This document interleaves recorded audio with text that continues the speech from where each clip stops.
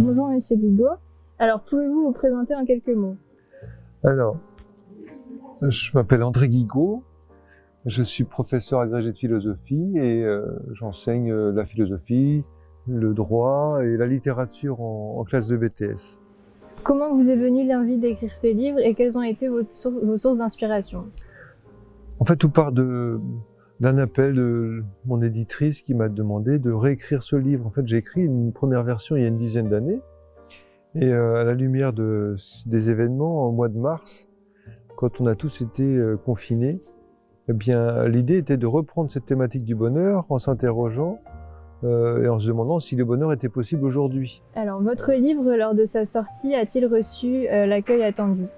Oh oui, avec la limite, la difficulté forcément qui est liée au confinement, c'est-à-dire qu'aujourd'hui, deux exemples, hein, les salons littéraires, les conférences, tous les lieux, hein, les occasions dans lesquelles on rencontre le public, les lecteurs, tout ça aujourd'hui c'est un peu disparu. Alors il reste bien sûr le bouche à oreille et puis tout simplement le fait que des éditeurs, enfin les grands éditeurs comme Bayard par exemple, donnent l'occasion et donnent malgré tout une certaine visibilité aux ouvrages. Mais c'est vrai que rien n'est rendu facile aujourd'hui. Dans les moments particuliers et éprouvants qui nous touchent tous plus ou moins fortement en ce moment, que faites-vous personnellement pour rester positif et heureux quand même? Alors ça, c'est une question très importante, puisque le bonheur est souvent vu, je le disais tout à l'heure, comme une performance. C'est précisément, à mon avis, l'une des causes de souffrance les plus terrifiantes aujourd'hui. En réalité, derrière le bonheur, c'est pas le bonheur qui est vendu de manière publicitaire, c'est une certaine façon d'être heureux. Quel est le déclic qui vous a poussé à publier une réédition de ce livre? D'une certaine façon, être heureux aujourd'hui ou arriver à être heureux malgré tout, quand même, c'est évidemment plus difficile qu'il y a 10 ans.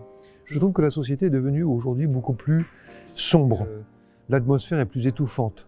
Le risque est grand de perdre cette légèreté qui doit accompagner, à mon avis, l'existence le plus possible.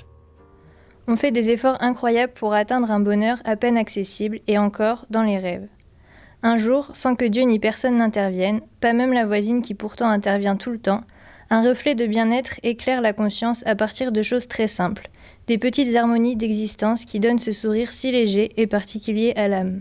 Chaque petite tâche accomplie accompagne le temps qui passe et qui guérit. Le courage qui se reflète dans le miroir est fait de ces petites victoires sur soi-même.